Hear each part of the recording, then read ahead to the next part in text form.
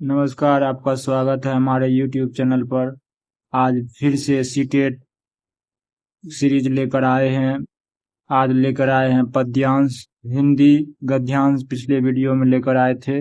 आज लेकर आए हैं हिंदी पद्यांश, जो कि कविता के ऊपर और उसके भाव के ऊपर प्रश्न पूछा जाता है।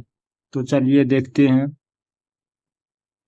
वैराग्य छोड़ बाहों की विभा संभालो, वैराग्य छोड़ बाहों की विभा संभालो, चट्टानों की छाती से दूध निकालो। हम लोग जो है कविता को जिस भाव से समझने का प्रयास करेंगे, जो कवि कौन सा भाव कौन सा रस को हमारे बीच अपने कविता के माध्यम से प्रस्तुत कर रहे हैं, उस भाव को समझकर और उसके अनुभव को, फीलिंग्स को समझ करके उसके ऊपर सवाल को हल करेंगे। तो 2 बार, कम से कम 3 बार 2 बार पढ़ के समझ लेंगे, फिर उसका क्वेश्चन को हल करने का प्रयास करेंगे। वैराग्य छोड़ बाहों की विभा संभालो, चट्टानों की छाती से दूध निकालो। है रुकी जहां भी धार, शिलाएं तोड़ो, पीयूष चंद्रमाओं को पकड़ निचोड़ो। चढ़ तुंग शैल शिखरों पर सोम पियो रे, योगियों नहीं विजयी के सदृश जियो रे। छोड़ो मत अपनी आन, शीश कट जाए, मत झुको अनय पर, भले व्योम फट जाए। पहले कविता पढ़ लेते हैं और आप अपने मन से उसका अर्थ निकालिए, फिर हम इसका अर्थ बताएंगे। 2 बार नहीं यमराज कंठ धरता है, 2 बार नहीं यमराज कंठ धरता है, मरता है जो एक ही बार मरता है।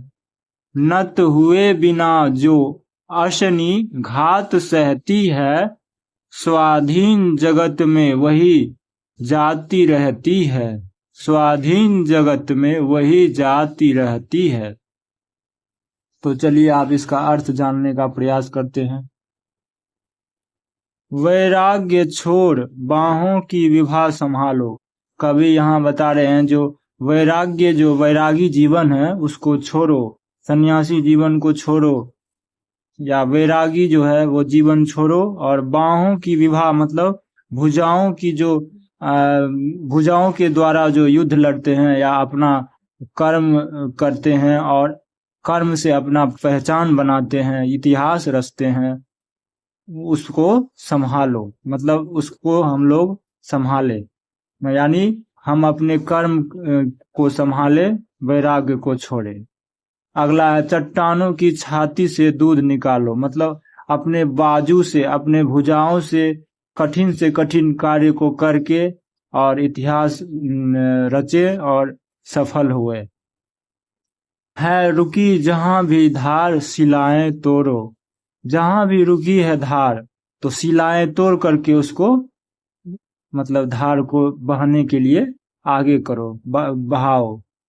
जहां भी रुकावट है, बाधा है, उसको तोड़ करके रास्ता बनाओ। आगे, पीयूष चंद्रमाओं को पकड़ निचोड़ो। अब जो जहां पे है उसको निचोड़ ले और उसको हम लोग यूज करें, चाहे समय हो या मेहनत हो या जो भी चीज हो, उसमें 100% उसका हम अर्जित करें, उस पर पूरा निचोड़ ग्रहण करें, सारांश ग्रहण करें। चढ़ तुंग शैल शिखरों पर सोम पियो रे। मतलब हम लोग जो है पर्वत शिखर पर पहुंच करके अपनी सफलता का आनंदमय होकर के, सोम पियो मतलब आनंदमय होकर के उसका खुशी मनाए, सफलता का आनंद ले। योगियों नहीं विजयी के सदृश जियो रे। योगियों के सदृश नहीं, मतलब ये इसमें कविता में कवि का भाव है जो आप योगी के जैसे नहीं, विजयी के जैसे, विजयी योद्धा के जैसे अपना जीवन जिए।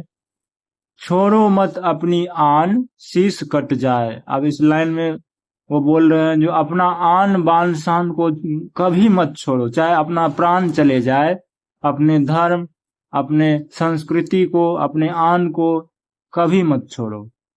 मत, जैसे वीर शिवाजी महाराज, संभाजी महाराज, छत्रपति संभाजी महाराज, छत्रपति शिवाजी महाराज जो है वो अपना जान को न्यौछावर कर दिए, लेकिन कभी भी अपना संस्कृति से समझौता नहीं किया, अपने स्वराज्य से समझौता नहीं किए। मत झुको अनय पर, भले व्योम फट जाए। कह रहे हैं जो कभी कह रहे हैं अन्याय पर, अन्याय करने वाले के आगे मत झुको, चाहे आसमान ही क्यों नहीं फट जाए। 2 बार नहीं यमराज कंठ धरता है। इस लाइन में है जो यमराज 2 बार कंठ नहीं धरते हैं, एक ही बार कंठ धरते हैं, एक ही बार हमारा मृत्यु आएगा। मरता है जो एक ही बार मरता है, जो हम अभी बोल लिए, एक ही बार मृत्यु आता है। नत हुए बिना जो असनी घात सहती है, स्वाधीन जगत में वही जाती रहती है। अब इस लाइन में है जो नत हुए बिना जो असनी घात सहती है, हारे बिना, हार करके भी हार नहीं माने, गिर करके भी खड़ा हो जाए, उसको कहते हैं नत हुए बिना। मतलब हम अंदर से विजयी होने के पूरा प्रयास करते रहें और अपने घात पर घात हो रहा है उसको भी सहते हुए खड़े हो जाएं और अपने देश, अपने धर्म के लिए लड़े।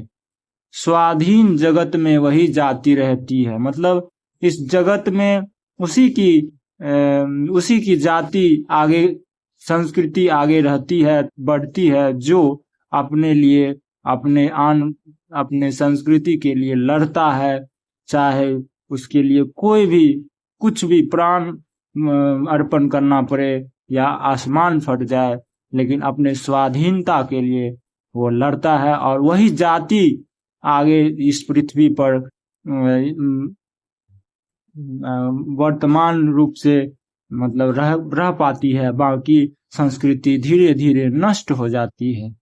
धन्यवाद। अगले वीडियो में, ये लंबा हो गया, अगले वीडियो में इसका प्रश्न बता रहे हैं। धन्यवाद। अगले वीडियो जरूर देखिएगा।